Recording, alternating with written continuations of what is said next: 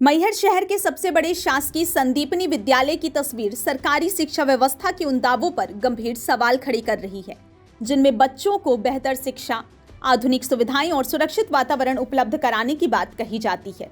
करोड़ों रुपए की लागत से तैयार इन विद्यालयों में आज सैकड़ों छात्र छात्राएं बुनियादी सुविधाओं के अभाव में पढ़ाई करने को मजबूर हैं। यहाँ कक्षाओं में बिजली नहीं है, पंखे बंद पड़े हैं और पेयजल की समुचित व्यवस्था भी नहीं है। ऐसे में बच्चों का पूरा ध्यान पढ़ाई से ज्यादा भीषण गर्मी और उमस से बचने में लगा रहता है।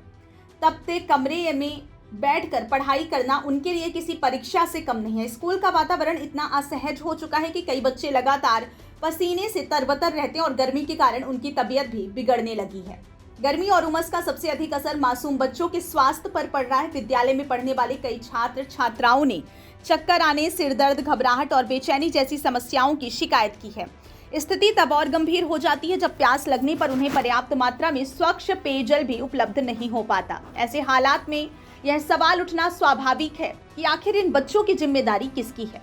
सरकार लगातार शिक्षा की गुणवत्ता सुधारने और विद्यार्थियों को बेहतर सुविधाएं देने के दावे करती है, लेकिन जब स्कूलों में बिजली और पानी जैसी मूलभूत सुविधाएं ही उपलब्ध नहीं है तो उन दावों की हकीकत साफ दिखाई देती है। शिक्षा का अधिकार केवल किताबों और भवन उपलब्ध कराने तक सीमित नहीं है, बल्कि ऐसा वातावरण देना भी जरूरी है जहां बच्चे सुरक्षित और सहज होकर पढ़ाई कर सके। इस पूरे मामले पर जब विद्यालय प्रबंधन से जानकारी ली गई तो प्राचार्य ने बताया कि विद्यालय भवन का निर्माण पूरा होने के बाद निर्माण एजेंसी ने अस्थायी बिजली कनेक्शन हटा दिया था। इसके बाद से विद्यालय का संचालन तो नियमित रूप से हो रहा है, लेकिन आज तक स्थायी बिजली कनेक्शन नहीं मिल पाया। इसकी सबसे बड़ी वजह 6,19,000 रुपए की अमानत राशि है, जिसे PIU स्तर से बिजली विभाग में जमा किया जाना है। यह राशि जमा न होने के कारण बिजली विभाग नया कनेक्शन जारी नहीं कर पा रहा और यह पूरा विद्यालय महीनों से बिजली संकट झेल रहा है। यानी करोड़ों रुपए से बना आधुनिक स्कूल केवल 6,19,000 रुपए की प्रशासनिक प्रक्रिया में फंसकर बुनियादी सुविधा से वंचित है। इसका खामियाजा सीधे उन बच्चों को भुगतना पड़ रहा है जिनका इस लापरवाही से कोई लेना देना ही नहीं है। सबसे चिंताजनक बात यह है कि शिक्षा व्यवस्था में एक छोटी सी प्रशासनिक बाधा और विभागों के बीच समन्वय की कमी ने सैकड़ों बच्चों का भविष्य प्रभावित कर दिया है। जिन नन्हे हाथों में देश का भविष्य लिखा जाना है